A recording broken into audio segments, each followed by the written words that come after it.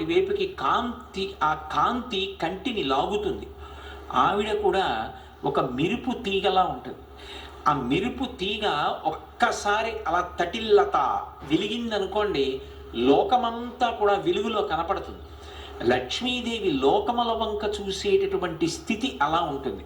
ఆవిడ కన్ను విప్పి ఒక్కసారి చూసిందనుకోండి, ఆ చూపుల చేత లోకములన్నీ బ్రతుకుతాయి, చైతన్యాన్ని నింపుకుంటాయి.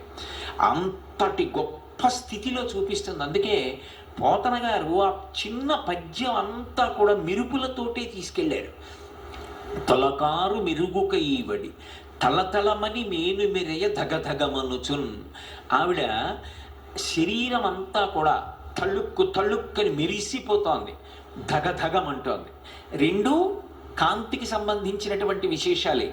ఇప్పుడు మీరు ఒక్కటి గమనించాలి, అంత కాంతివంతంగా ఆవిడ కనపడుతుంటే అసలు అంగప్రత్యంగముల వంక చూసే అవకాశం ఉండదు, కన్ను ఆకర్షింపబడుతుంది. అది లక్ష్మి అని పిలవబడడానికి కారణం అది. ఆవిడ లోకములనన్నిటినీ చూస్తుంది, అందరూ ఆవిడ వంక చూస్తారు. ఆవిడ చూపుల కోసం సమస్త జగత్ తహతహలాడుతుంది. ఆవిడ